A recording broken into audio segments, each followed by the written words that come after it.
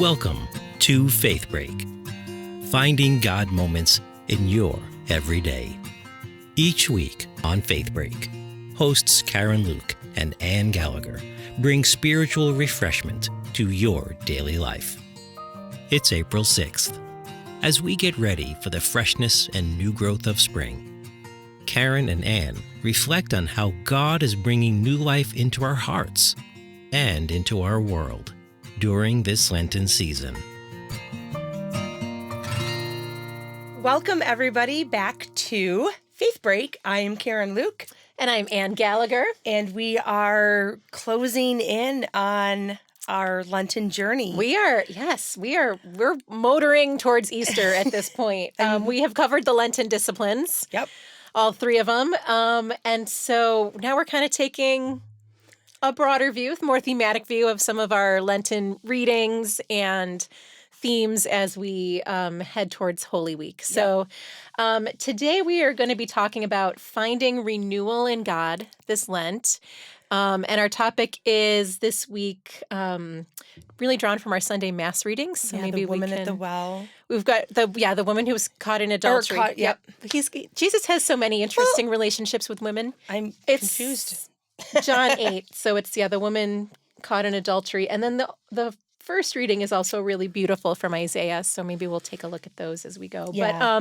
But before we get into the readings, let's just talk about a little bit about the idea of Lent as a time of renewal, which is very spring-like, I think. Your favorite time of year. It's fall is my favorite time of year. Okay. I'm good with winter and I'm okay with spring. Summer I don't like. Okay. But I'm okay with spring. And I do feel like this has been quite a long, hard winter for us, like weather-wise, but And then also just we'll have a couple days where it's super warm and nice, and then it drops down to 20 and 30s. I love living in Rochester. You gotta just roll with it. But yeah, so Lent is a time of renewal. It's a time of rebirth. It's a time of new life. And this is a great time of year to be thinking kind of about those things because this episode is going to air on April the 6th. But recording it, we're still in March. And I always say that March is the worst month because it's just March and it's long and it's just the gray and the weather and we're so busy in March and we jumped ahead, so now it gets darker. Oh yeah, the time change in the beginning of the month and everything is just I think it's really easy for me to feel like I get stuck in March. So maybe before we talk about renewal, like do you ever feel stuck? Like what makes you feel stuck in a rut in your life? Every day? No. Yeah. Yeah, I mean, I always joke that adulting seemed more fun as a kid. Yeah, you thought it was all going to be about freedom and privilege and getting to do what you wanted, and it turns out it's not like that. Nope. Like the last couple of days, I've really been struggling. I love my children, but they won't wake up for school, and it's like they sleep through their alarms. So I can't even like put an alarm clock in their room because they'll just sleep through it. And it just is like, I just feel like constant stress. Like there's never It's so hard when you start your day, and we have been there as well in our house. When you start your day with that level of anxiety tension and anxiety, stress. it's I very joked with them today.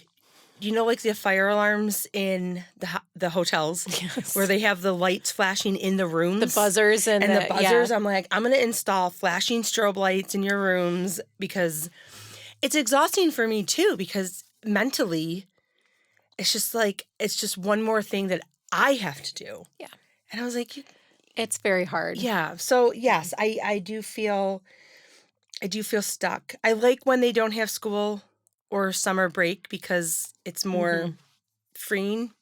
Yeah, you can break out of the routine. I can break out of the routine. But yeah, I mean, it's just the world we're living in at this moment. Family members are getting older. Yeah, I can feel like there's just a lot of inertia. I always... it's very heavy time for me. It can feel like things are never going to be different than they are right now. Yeah. And that like things are never going to change and we're never going to move forward with the world as we want to see it, or our families as we want to see it, or our lives, or our whatever, our prayer life, anything. Like, so that's what we're going to talk about today is like, how do we, when we feel that sense of being stuck, how do we deal with it? And how do we open ourselves up for God to do something new and refresh us and renew us in our lives? But it's occurring to me now that we haven't shared our God moments yet. So all right, go let's ahead. do it. Me first? Yeah. Mine's actually pretty funny because I was, I'm going to talk about one of my kids and just hope she's not listening. But maybe she would enjoy me telling the story. So it was just Bridget and I home alone the other night. And I was like, I'm going to do a yoga class because I have this like online yoga studio I'm part of. So I go in my room and I don't close the door though because I don't know. I wanted to be able to hear her. And so I'm doing the yoga and she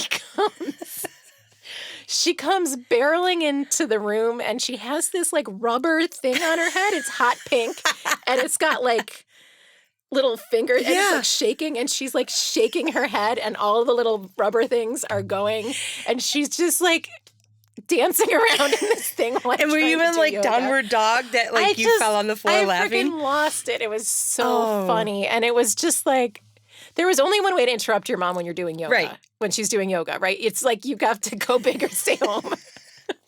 And she went big. She was like, if I'm going to do this, I'm going all the way for the big laugh. And I just needed it. Yeah. You know? Like, I love those moments where the kids spin it. She was so funny. Oh, that's awesome. That's hysterical. Oh, Bridget, you're so fun. I know. Come do that to me. So mine. I don't know where she got this thing was utterly ridiculous too. You need to tell her that I need it because I'm going to wake the kids up wearing that one morning. Shake my head at their face. That might work. That would get them out of their rut. Maybe. Yeah. Well, mine is funny too. Okay. So we started children's liturgy at St. Catherine's and at Transfiguration, but I was helping at St. Catherine's. And I have no idea how we got on this topic. But one of the little boys raised his hand and he said, he's like, when's God's birthday? And I'm like, what? He says, when's God's birthday? And I said, well, God doesn't have a birthday because God is, was, and always will be. Right. That's kind of the and was, is, and always will be. And I'm looking at Debbie McLaughlin, who was also helping me, and she's like I could see the wheels in her head, like, how are you going to explain this? And I said, well, God was here before a calendar was made, so God doesn't have a birthday. And he just like takes a breath and he's like, you can see the wheels turning behind his eyes. And he goes, I'm just going to ask Father Rob then. It was like, he didn't like my answer. Take it straight to the top.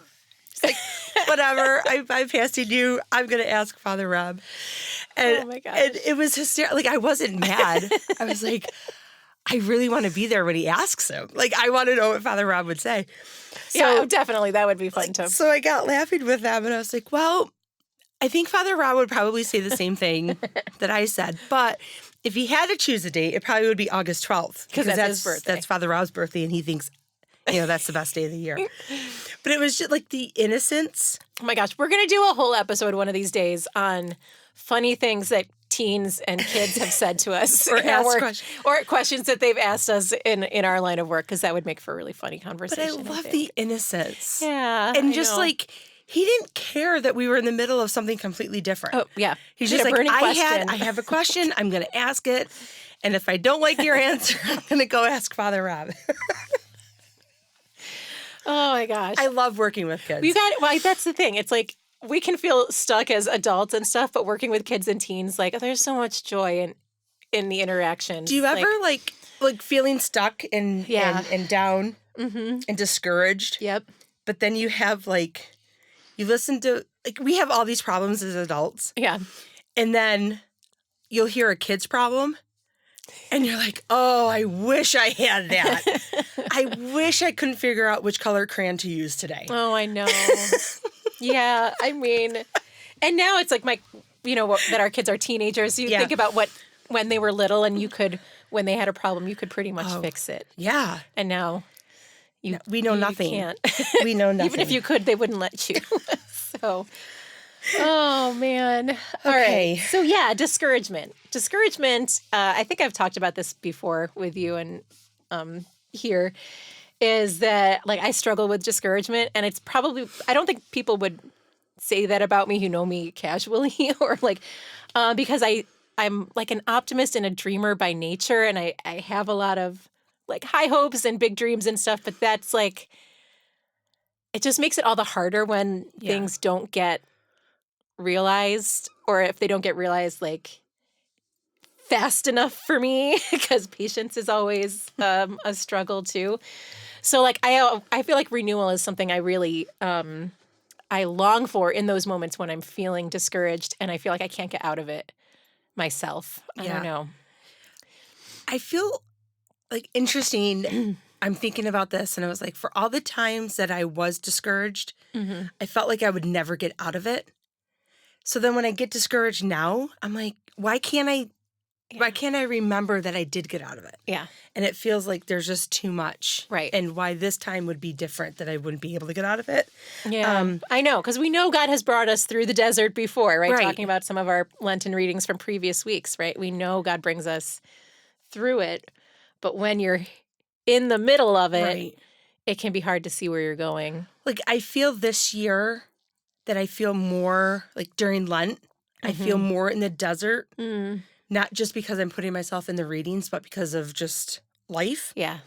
Like, it's really relatable to me this year. Yeah. I feel like my Lent is going deep this year too. Okay. I know. I feel that same way. And this journey. I mean, like, we know we need to rely on God to bring the new life and the new energy and the new growth. But when it feels like our efforts aren't going anywhere, and, you know, this can be as like a minister or as a parent, I think, or whatever area in your life, when you feel like you're giving all this love and attention and care to things, but you're not seeing those sprouts come up, because you're not the one who makes the growth, right, happen. We've talked before, like, create favorable conditions, and then God's going to work.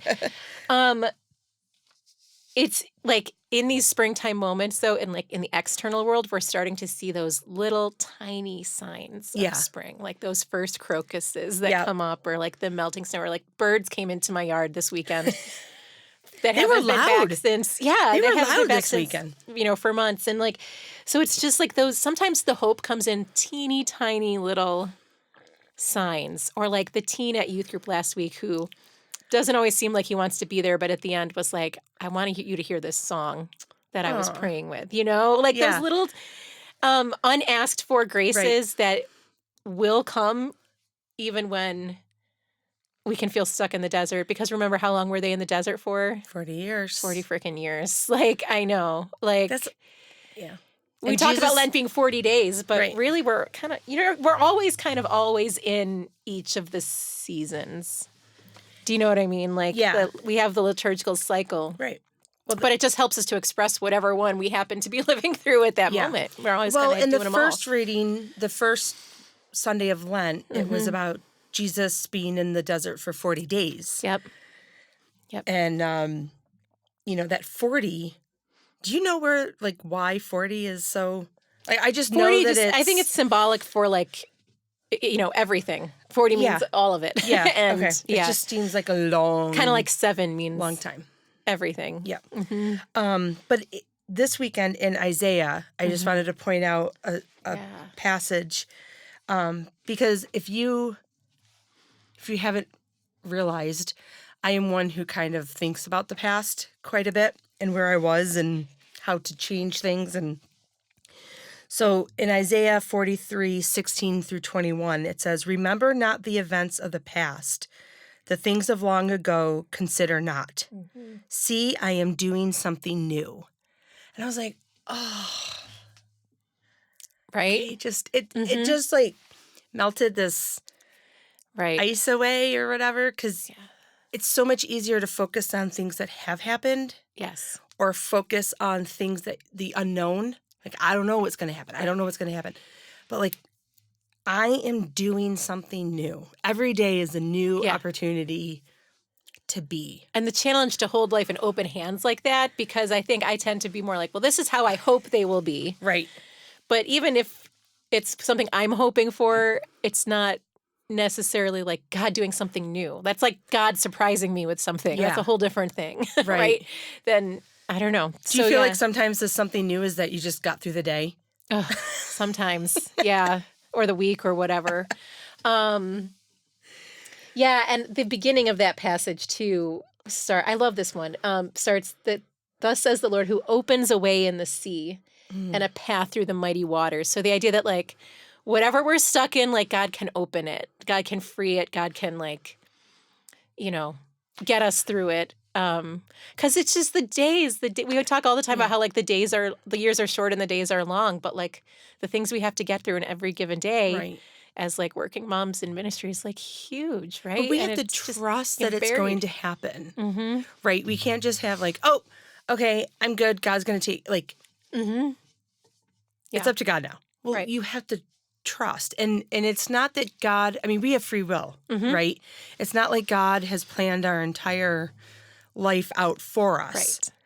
Yeah, we his still dreams have are to going to come to fruition. However, yeah, but we still have to make a considerable effort to be Christ-like, to cooperate and to make good choices. It's not like I can just sit back and be like, oh, God will make all the good choices for me. And I don't have to, it's right. You still have that. Active We're still role. human. We still sin. Yep. We're still mortal. Life is still happening around us. It's taking those moments to trust in God, but also to have calm and peace in your heart during these times, that you'll get through it. Right. Yeah, we, I think I've shared before too, how I went to a youth ministers conference before I had kids in Vegas, and the theme was the desert shall bloom. And you were in Vegas? And we were in Vegas because we were in the desert. It was crazy. But it was a really good conference. And so I've always like this phrase, like having had that experience when I was in an actual physical desert and feeling what the air felt like there. And like, that's cool. And that it wasn't just like, little cactuses were going to come up, but like it was going to bloom. Like that's the level of refreshment that God, like a complete makeover of the land into someplace that was arid and dry, into someplace that is, teeming with life. And to trust in that kind of promise in our lives it's a tall order sometimes, but it's a good challenge. So yeah, I was thinking too about this. I just pulled one quote from the second reading, which kind of ties in with what you were sharing before about getting stuck in the past. Just one thing, forgetting what lies behind, but straining forward to what lies ahead. I continue my pursuit toward the goal, the prize of God's upward calling. So like you said, like God can do all these awesome things for us and we need to let him, but we also need to cooperate with him. Right. And work with God instead of against God. Which can be, I mean, and I don't think we intentionally work against God. I think just for our thinking of like needing that control, that's when we work against God. Like our control to be able to have things right. Yeah.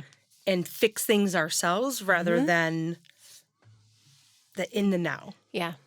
And let them grow in God's time. Do you want to look at the gospel reading? Yes. All right. Considering that I thought it was something different. Yeah, you were in the right family. So this is the one where the woman's, she's caught in adultery and they're bringing her out to stone her, and Jesus intervenes. And I know over the years, you and I have had several conversations about this one, and the thing that always comes up is like, well, nobody gets caught in adultery alone. Right. So yeah, why is it always the woman? Where the heck was the guy? Where was the guy, and how come he has no consequences? But we're going to move past that today. And but do we have to? Let's just talk about this for a moment. Really. Talk about being stuck. She was stuck in like not only her own choices, but she was stuck in the whole culture of the time. Yeah. That was just set up against her, right? Yeah. She was alone. Like there was no other, wasn't like he came to help her. Right. Or even the thought that there was somebody else. That's what I get. Like, I'm like, I mean, come on. I know, come on. seriously? Okay. And I'd like to think we've moved a whole lot farther. I don't know in how. this, I don't. But I think we can think we have, but I don't think we have. But right. So, yeah. So she's like, let's just paint the picture here, right? Okay. So she's been dragged out in front of the town, the community, her in the middle of the square, judgment like surrounding her from probably people she knows to the people in power, everybody, right? right? And not just, this isn't like a social media thing. These people have actual rocks that they're going to throw at her because, like, they want to hurt her and kill her. Yeah, that was the custom. Yeah. I mean, ugh. So talk about being stuck in the desert and needing God to find a way out. Like, Jesus does that for her. Like, it's just, it's so awesome. Like, first of all, he sees her. Yeah. And he sees her, and he does this whole thing without, like, saying much, right? Because we see the picture of him, like, writing in the sand. We don't know what he wrote in the sand, but we can imagine things he might have written in the sand. But he sees her as a person, and he finds her a way out of the place where she's stuck. He finds her a way to freedom. And,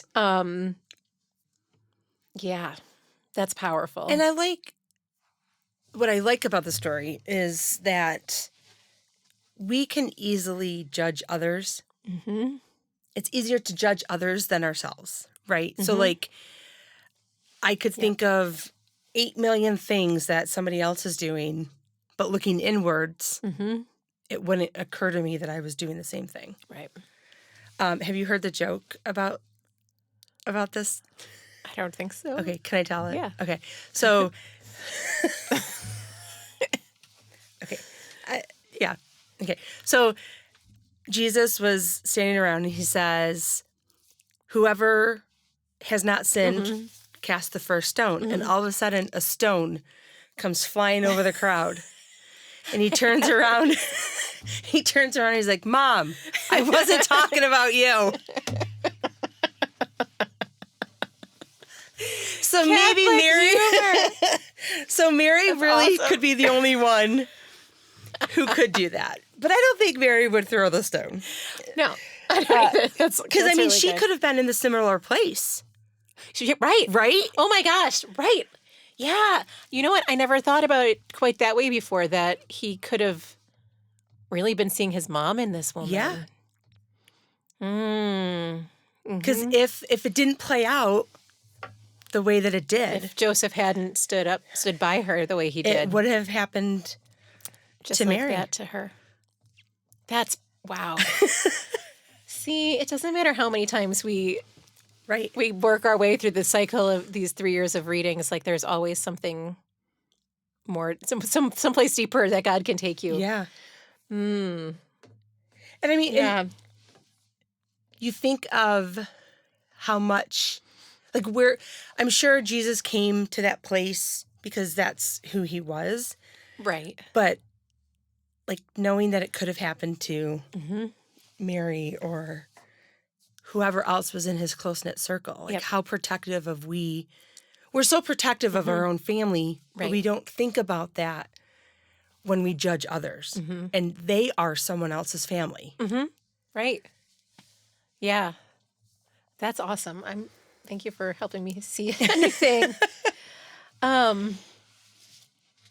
Yeah, and just Jesus in that passage is so like he's intimate and he's quiet, but he's able to like move mountains by doing very little. And I just love how he sees her, and like the reminder that like Jesus sees us too. Like he knows what's in our hearts, and he knows what we carry, and he knows what's coming at us from the outside, and he knows how to get us through it so that we can receive something new.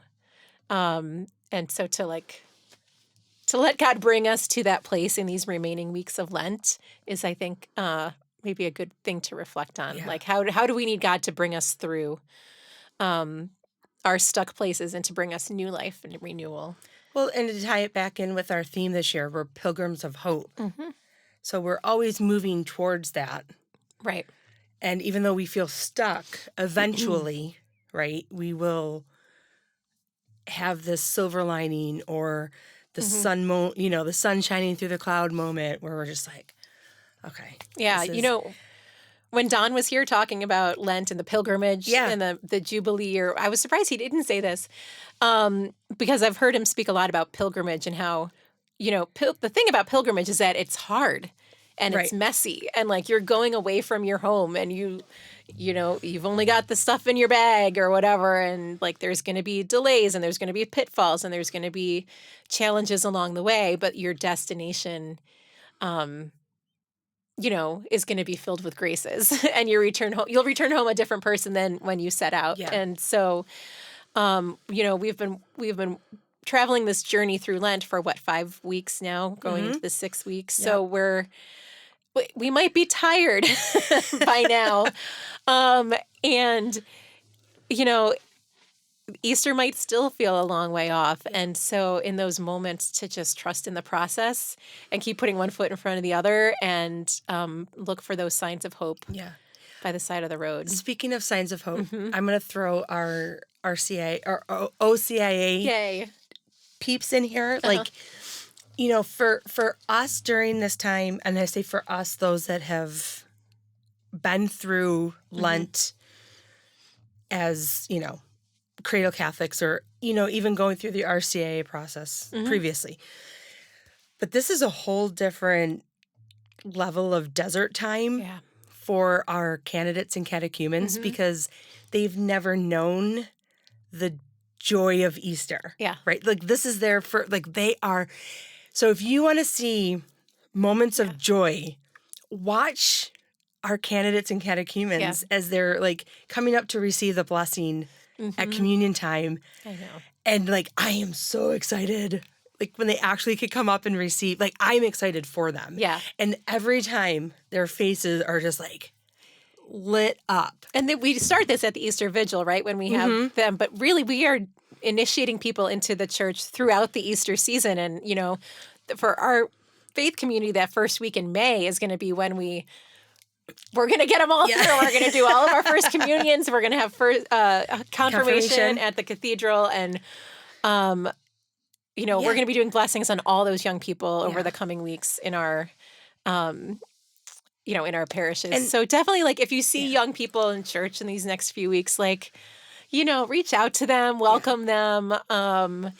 And because they're at a really special time in their faith journey too, where God's doing something new and inviting them into something deeper. Yep. The seeds have been planted and they're just, I think for them, we will see their flourishment. Yeah. They're so on fire after the sacraments. It's I love it. You want to close with just a little maybe lightning round of everyday little things that can bring you a hit of renewal when you need one, when you're feeling stuck? Little ways to let God perk you up a bit. Sure. What are some things that work for you when you need a moment? I go outside. I am. Me too. Well, I mean, and you should know me by now. The outdoors is where I get my. I just love being grounded. Yeah. So if I need a little bit of refreshment or renewal, it'll definitely be going outside. Reaching out to people I have, my best friends. Yeah, my group chat with my college girlfriends was first on my list because even if it's just a little check-in, that dose of community with people who've loved you and cared for you forever is the perfect thing. Snuggle movie nights with the family, that is definitely, and I love. We don't have those planned. So they're so sporadic. So if one of us is having a bad day, we have the kids and Jeremy and I all have a group text. And so we're just one of us will say movie night and we know. Oh, I wish I could get my kids to do that. I don't do that anymore. And we know, and it's just we snuggle up together, but that's awesome. But I have to shout out really fast to my sister because she every year goes on a girls trip. With her friends. And the last 6-7 years, they've asked me to go. But I can never go because of work. It's always been on a weekend that we've had a bunch of stuff. And so this year, there was nothing planned. Hey, you're going. When this airs, I would have already gone. Oh, okay, good. But so I'm going and I'm super excited. Awesome. And just my sister time. Oh, so good. Like I love it. I'm very excited about my Yep. sister time. So what else is on your list? Sometimes I need a quick reboot and I will have a cup of tea. and your tea. Me and my tea. But it's not the actual tea. It's the idea that I give myself permission to disconnect from whatever needs to be So it's happening. not like you're drinking your tea while you're texting or emailing or you just. Sometimes. Okay. Sometimes I'm trying to do less of that, but like when I need a break, that's usually what I do. I want to be like and you open when I a grow window. up. Open a window. I had to open the windows for the first time the other day. I was like, my family thinks I'm nuts, but I was just like, it's 50 degrees. It's time. Yeah, so it's like the small things, right? Yeah. Even just like you said, like getting up and walking outside for a minute. Yeah. And that's what I love about like prayer or anything. Like we don't have to build an hour. No, it of can our be a time. tiny It's little like dose. 1 minute. Yep. Just like a gratitude prayer or Yes. an intention or, it's so funny. We work at the church. Yep. Yet, how many times have I just walked over to the chapel? I was like, oh, I should probably walk over to the And chapel not today. sit down or whatever. And then I'm just like, oh, I don't end up doing it. But what an amazing opportunity, So it's just like, Yeah. you guys can do it. And if you are doing it, let us know because it's important that we share this with. Oh yeah, how about this? Put in the comments your little, what do you do for little spontaneous bursts of renewal in your daily life? We would love to hear what you have to say about that. Okay, I think that's most of what I've got. Wait, you see, what's your last one? Oh, sleep. I talked about that before. It does bring me renewal. I'm getting better, That's good. but it's a work in progress. As everything is. As everything is. Well, thank you, everybody, for this time with us about renewal and just making it through. We have a great last week or so before Holy Week. And on Palm Sunday, we will have another special guest. Deacon Eric Bassett is going to be joining us and talking all about Holy Week. That's going to be a really good one. So make sure you tune in next I week. love Holy Week. It's one of my favorites. Yeah. Have a great week, everybody. Thank you, everybody. Bye. Bye. Thanks for taking a faith break with us today. Karen Luke and Ann Gallagher are lay ministers with the parishes of St. Catherine of Siena in Mendon, New York, and Church of the Transfiguration in Pittsford, New York. More about our parishes, including weekly live-streamed Sunday Mass, can be found at stcath.org or transfigurationpittsford.org. Engineering today is by Jeff Beckett. Join us for new episodes of Faith Break each week in studio on YouTube or on your favorite audio podcast or music app.